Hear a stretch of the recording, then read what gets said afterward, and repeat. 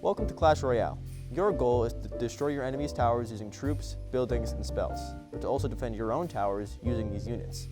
Before you start clashing, the most important part of Clash is your deck. The best decks consist of a win condition, spells, a building, heavy hitters, and anti-air. First, we need to explain the towers. The Princess Tower is a secondary tower to the King Tower. It provides a slow but consistent rate of damage to any troop or building on your side of the field. If your Princess Tower is destroyed, your opponent will gain a crown. Whoever has more crowns by the end of the game wins. Or, if you have the same, you'll enter overtime and the next crown wins. Your King Tower is the most important tower in the game. If it's destroyed, your opponent instantly wins the game. This is called getting 3 crowned or 3 crowning. Alright, now that we know about our towers, we need to build a deck that consists of good offense and good defense, or it can go all offense or defense. There's an infinite number of decks you could use to win. The most important card in your deck is your win condition. A win condition is any troop, or spell in some cases, that ignores enemy troops and will only target the towers or buildings. An example would be Hog Rider. Hog Rider is a fast but not very tanky win condition that can consistently get good tower damage. Win conditions can be defended against using buildings, so make sure to save your buildings to stop a win condition from getting huge amounts of damage on your tower. Next is our heavy hitters. Heavy hitters are troops that can do really good damage to towers, but they can also do large amounts of damage to troops as well. The Mini P.E.K.K.A. is a really good example. It's a fast troop that does really high damage to towers and other troops, but also has a lot lower health than most and struggles with large groups of enemies. Then there's swarms. Swarms are very large groups of enemies that have very little amounts of health and do much damage by themselves, but together can deal very rapid and large amounts of damage when grouped up. Cards like Skeleton Army or Minions are great examples of dealing really good swarm damage for defense or offense.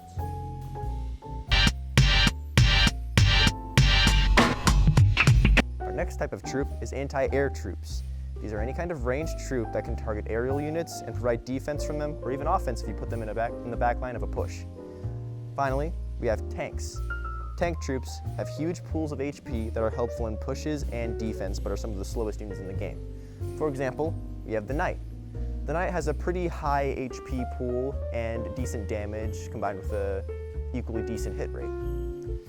Other tanks, like the Giants, target only buildings and act more as a win condition or a shield for a push.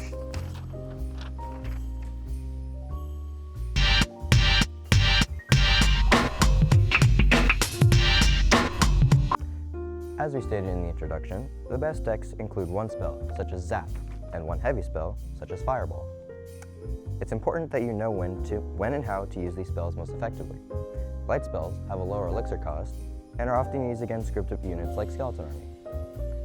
Heavy spells have a higher elixir cost and are best used against more troublesome, higher HP troops and pushes.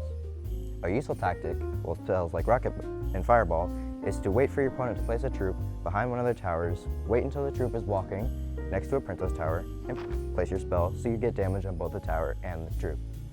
Here is a great example of how to use your rocket.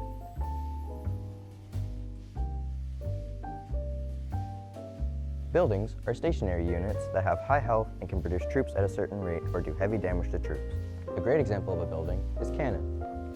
Cannon is a high health building with strong but slow single target damage output and can be used to stop a variety of win condition pushes. Another example of a good building is Goblin Hut.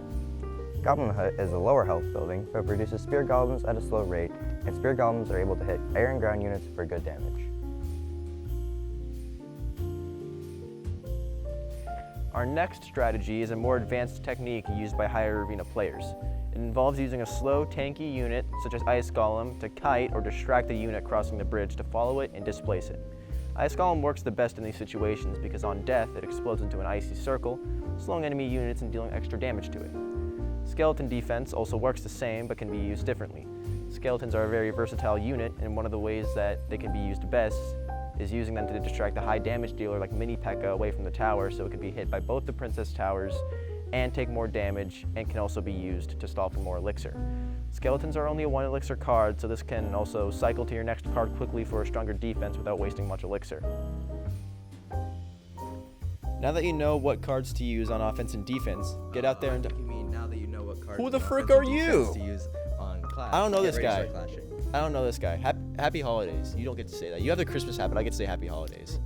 But the Christmas hat. Too bad. That was my Christmas hat. You stole it from me when I was in the bathroom. Yeah, frick you, buddy. Happy holidays, Merry Christmas, Clash Royale. Thank you.